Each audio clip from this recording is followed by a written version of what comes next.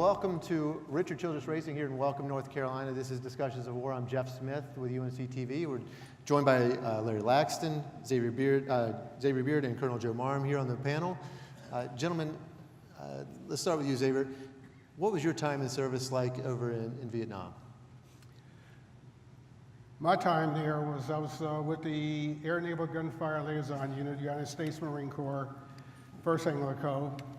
I served basically along coastal operations for naval gunfire support for Allied units. I never worked with the Marines while I was there, even though I was a Marine.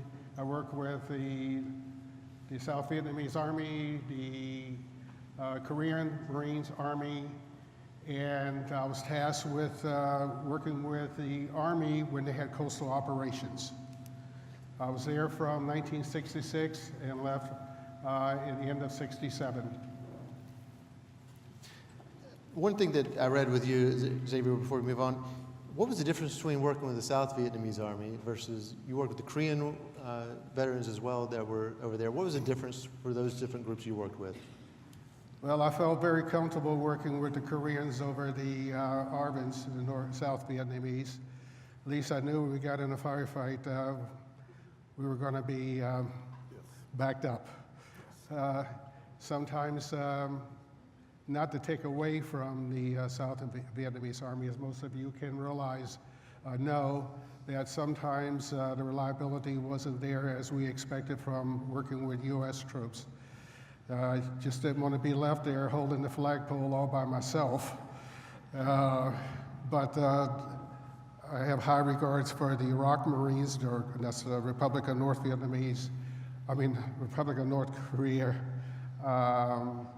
Marines, and the Iraq Army. Colonel Marm, a lot of people know about your story, being awarded the Medal of Honor. Talk about that, just overall, the 3 days of battle that your group was part of, and also your injury, and then also what earned the Medal of Honor. First of all, I'd like to thank everybody for being here.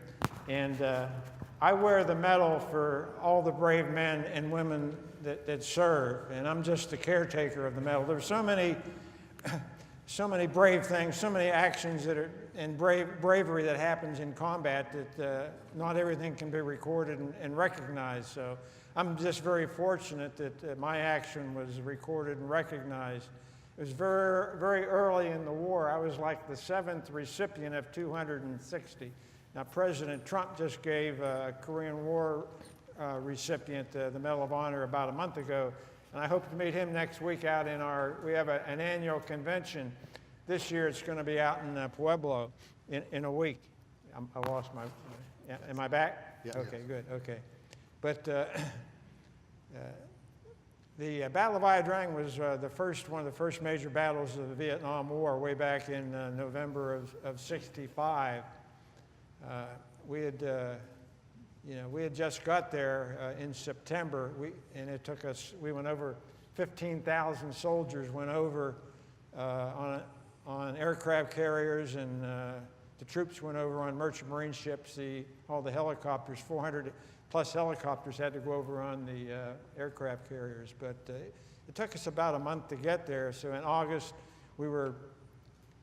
as soon as we boarded the USS Maurice Rose, it's a merchant marine ship for our unit, we started drawing combat pay, which was good.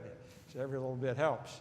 But it took us a month to get there. We landed in September, and we had to set up our base camp in unc, and we were just cutting out and clearing our fields of fire with hatchets, and just, it was pretty primitive. We were in pup tents, and it was, like I said, pretty primitive in the Central Highlands around unc. We named our base camp after an aviator that was killed named Radcliffe, so it was called Camp Radcliffe. But, and we went out looking for the enemy. That was my first mission as a platoon leader. I was a second lieutenant, first assignment out of OCS. I took out a recon patrol, and I want to thank, I saw one young man back there who has a Ranger shirt on. That was my best preparation for Vietnam Ranger School. It really gave me the confidence to lead my men in combat. So it was a very intense 9 weeks of very tough schooling in order to graduate from Ranger School. But I was a platoon leader, and it was a 3-day battle. We were trying to get to a platoon that was trapped on the side of a mountain in another company. We made 2 attempts. B Company tried to get up to it, and my platoon was attached to B Company, and we didn't make it that first attempt. And a runner came over to me and said, the company commander's been killed, you're in charge. And I says, boy, just like in Ranger School, at a very critical moment, they make you a leader. I missed the first word of his, with all the battle noise was going on. I missed the word if the company commander gets shot, you're in charge. So anyway, I went back to my platoon, and his name was Captain Tony Nadal, and he's featured in the movie and did an excellent job and an outstanding job of leading us. He saw the enemies. The enemies had they had bayonets on their rifles, and he told us to fix bayonets. So we put our bayonets on our M16 rifles. Brand new weapon then, we had the M79s, the M16s, and the M60 machine guns, and all very, very good weapons. But we only loaded, everybody was not sure of the M16. They gave me 2 M14s for my platoon, and they were sniper weapons, and I gave them to my 2 best shots in my platoon to be used as needed. We made the first attempt, B Company, with my platoon attached to it, because they were minus that one platoon that was trapped on the side of the mountain. And we didn't make it. We were getting too much intense fire, so we pulled back. Our battalion commander, who was Lieutenant Colonel Hal Moore, who's featured in the movie We Were Soldiers, did an outstanding job. Says, there's Americans out there, we're going to go get them. So we made a second attempt right towards, it was getting pretty late. We wanted to get to them before nighttime. So we prepped our front with artillery and mortar fire, and we tried to get up to them.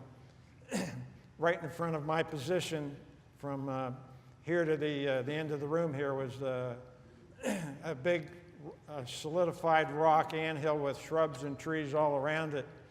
And I told one of my men to shoot a light anti-tank weapon. It's like a one-shot bazooka. He did. He tried to fire it, but with all the humidity and moisture, it didn't go off. So I took it from him, and I rearmed it. And what you do, you close it up and you open up again, and it fired for me, and it really made a big boom and a big cloud of dust, and it really picked up our morale. And I thought we had wiped out that bunker, so we started moving forward again. We were getting more intense fire from that position. So under the heat of battle, with all the battle noise, I told one of my soldiers to run up there and throw a grenade over the top. And he thought I meant to throw it from where we're at, and he did, and it landed in front, and it went off, but it didn't do any damage. So rather than waste any more time, I told my men, don't shoot me up, and I ran forward to the bunker and threw one of my grenades over the top, and it went off, and I went around to the left side, and there were some more enemy that were trying to shoot me, and I silenced them, and when the position was totally silent, I had pretty much cleared it out. I turned to my men and said, let's get going, we got to get the platoon. I waved them forward, and that's when I got shot and kind of ruined my day. It went in my left jaw and exited underneath my right jaw. And I didn't have a medic. One of my squad leaders was carrying my aid bag. He was a medic in Korea, then switched to the infantry. Staff Sergeant Tulliver come up to me and patched me up. And a couple of the soldiers, I was kind of a walking wounded, kind of escorted me back to the battalion command post where all the wounded were being taken care of. And I was evacuated later that night. And I was on a strained baby food diet for 3 months while my jaw healed up, and I recuperated in an Army hospital called Valley Forge in near the Philadelphia area. So it was very great to cut the wires and eat my first steak after 3 months of strain of baby food. So, but it was a very, very intense battle. They were able to get up to that platoon the next day.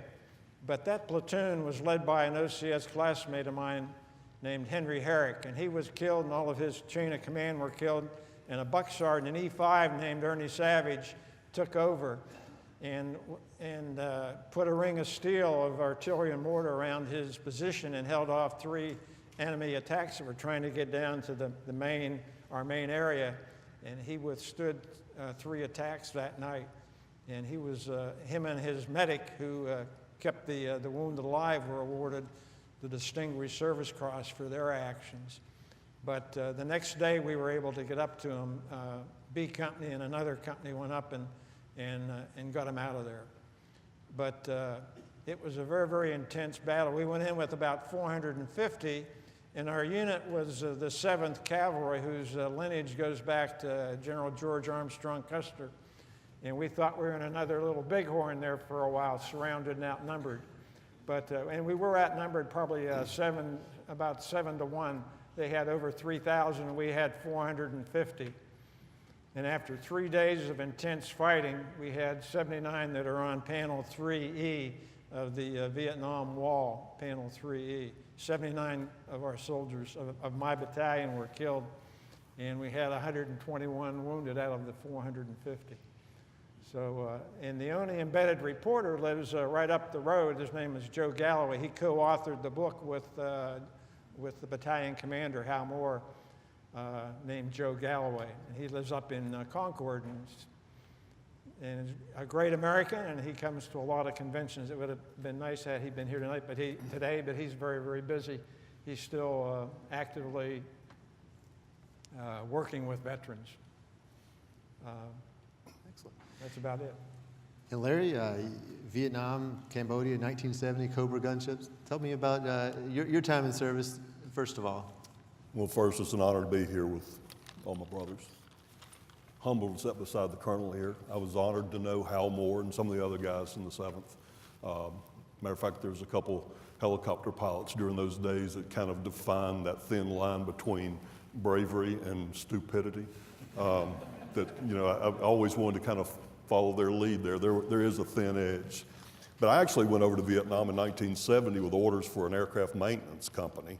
And I think we all learned to question the wisdom of the military somewhere along the way. As soon as I checked in, they gave me orders to the 2nd and the 20th Aerial Artillery Battalion in Phuc Vinh. It was Blue Max, and it was kind of shocking because I was not prepared for that. And I think if anything, and I think I can get a lot of people to agree with me here, our time in Vietnam taught us to expect the unexpected and deal with it and take strength from it. For 9 months, I flew AH-1Gs, and I had a wonderful commanding officer, Adelbert E. Topol, Jr. He called me in one day and asked me, he said, "Do you want to do something else, don't you?" And I did. Go home, for one thing, but they decided against that, and I was fortunate enough to fly with the 15th evac. Did dust off for the last 90 days in country. And I always kind of attribute any sanity I brought home from over there was maybe a result of that, because it was a challenging job. Proud of what I did. Didn't admit it for many years. But again, I'm honored to be with you folks today, and thanks for what y'all are doing. And to all the sponsors here, including hospice and palliative care, for what you're doing for our veterans is truly incredible. Thanks to everybody. You brought up something at the end there that I wanted to talk about next. You didn't speak about your service for a long time. You did not really get involved in that. What actually brought you to be able to speak about your service? I came home during those difficult days when we'll call it fake news now, but it put a lot of Vietnam veterans in a very uncomfortable position. And I grew up, I was a pretty good kid, and I think I had the respect for a lot of people, and I came back to my hometown of Winston-Salem, and you know, people that I expected their respect kind of looked at me with that questioning eye, or you know, you're one of those baby killers. And so I quickly packed up my bags and moved away. And for about 20 years, very few people that knew me, new acquaintances, knew that I was a Vietnam vet. And I got invited to a ball to begin the fundraising for the Vietnam Nurses Memorial in Washington, D.C. And I'd been up to visit the wall 3 times and had never really managed to get the emotional strength together to go down and actually be there. And it was just after sunrise one morning, and I was sitting on a knoll about a couple hundred meters off the wall, and I was very emotional. And I looked up and I saw 3 women walking towards me, and I just thought, I don't need this. I really don't need this right now. Anyhow, it was 3 Vietnam nurses. And that began the process. It was very cathartic, healing, empowering. Ended up, I'm proud to say that I helped with the Vietnam Nurses Memorial, and there couldn't be a bigger, softer spot in my heart for anybody other than those nurses at that time. But I realized, and matter of fact, it was some of your guys, Colonel. We visited the wall that day, and I was hanging out with some of your guys, and they made me feel very proud of what I'd done. And I'm forever grateful for that. I actually felt kind of embarrassed because I was just doing my job, and I knew what you guys had been through. But it was a process, and it continues to this day. I think it does for everybody. It's an ongoing process that'll never end. And here recently, I've been very honored to work with Hospice and Palliative Care Center in visiting veterans in their homes. And any of you guys that have a little extra time, it's such a wonderful thing. No, it's not easy. Sometimes it scares me more than some of the combat flights I flew. But it's a worthwhile thing, and you can make, we're all going home. We're all going to get those orders to go back to headquarters one day. And hospice is there for us guys. So I just want to throw that in for what, and I mean, the reason we're here this morning is their efforts, including Don. So, but that's what started it. This. Xavier, I'll go back to you now. You continued your service beyond Vietnam. You stayed involved. So what was that like? How did you continue your service, and how did your time in Vietnam work through your service as you continued on with the Joint Chiefs and everything else? First of all, I'd like to say those helicopter pilots were little. But God bless them. God bless them. It's a good excuse. They were great. For me, Vietnam, it was really a tough time for me because I was one of the first in my high school. Matter of fact, I was the first in my graduating class to serve, to join up. And I lived in Washington, D.C., which was, when I got back from Vietnam, was really an energizer for anti-war activities. And when I was walking downtown one time, and I ran into several of my old classmates, and they said, "Oh, you're back. Come on now, have lunch with us." And soon the questions were like, why you, how did you, how could you? And I soon realized that I was surrounded by a pride of lions, and I was the prey.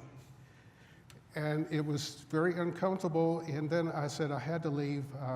Goodbye, have something to do.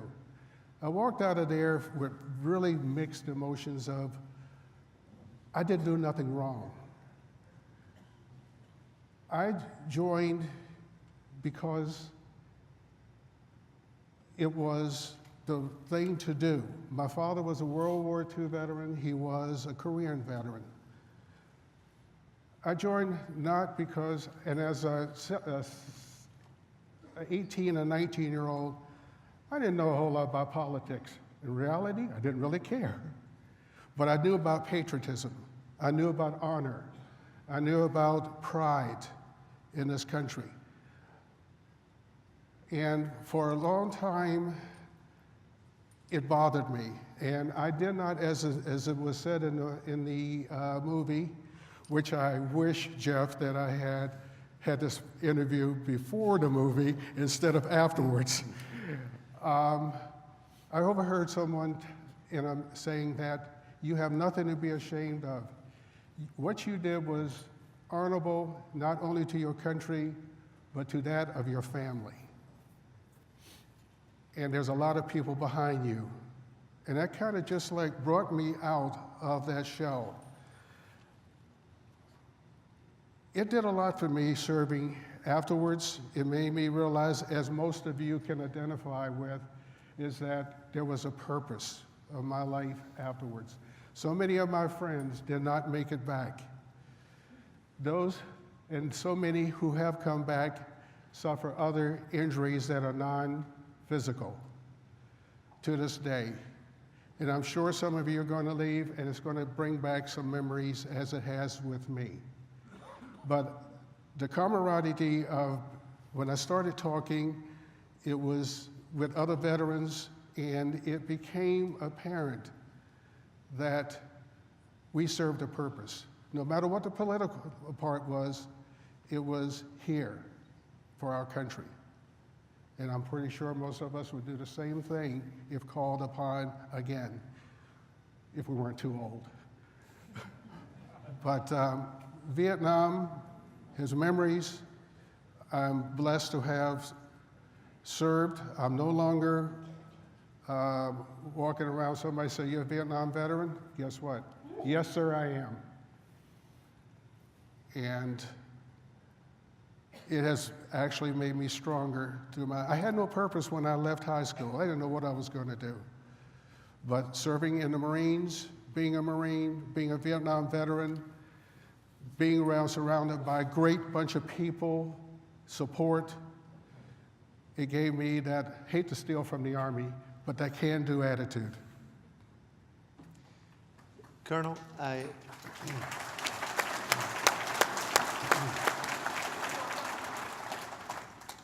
what were you treated differently having that Medal of Honor than the other soldiers that came back? Was that something that separated you at all, or did you go through the same mess that everyone else had to?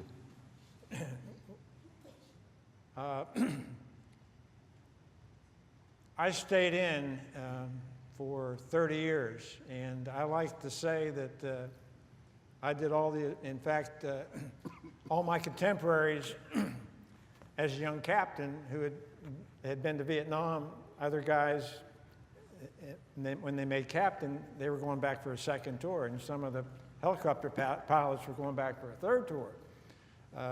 I felt I hated war, but I loved being with soldiers, and that's why I stayed in. So I volunteered to go back a second time. And the Army didn't like that. They made me sign a lot of waivers and stuff. But I did go back in '69 with the 1st Cav again for the entire year. And I lasted the entire year. They didn't want me out in the field initially, but so I was the Brigade S3 and called in the B-52 strikes and plotted the airstrikes for our battalions in the brigade. And then my second part of my tour, I did go down and command a company, and we saw some combat. And it was a little bit different in had I didn't have the NCOs that I had in '65 because the Army had expanded, and we didn't. We had a lot of good young men who volunteered to be NCOs, and the Army had a school called Shake a Bake. They went in as a Spec 4 and come out as a sergeant, and did a great job in Vietnam. Some of them made E6 in Vietnam and were squad leaders in my unit. I just had a couple of seasoned NCOs that had a lot of experience, my first sergeant in my field first. So that was a difference in 65 and 69. They also increased, we didn't have the butt pack anymore. We had the big rucksacks that we carried. And we had a lot more weight, but the troops were good. They were working together, would do anything you say. So they didn't let me stay in. I only commanded about 4 months. Usually they'll keep you in for 6 months as a company commander, then move you somewhere else. And so my last 3 months, I was the intelligence officer, the S2 of a battalion out on a fire base. And we saw a lot of action too. Our fire base got hit a couple of times, and so it was pretty intense the whole year of '69. So we had a lot of action.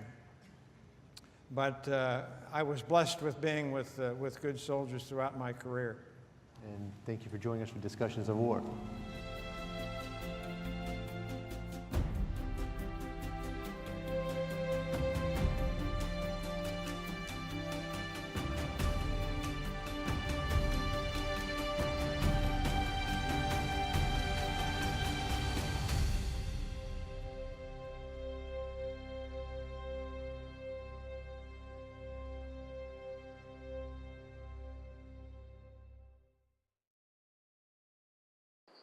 North Carolina Channel is made possible by the financial contributions of viewers like you who support the UNC-TV network.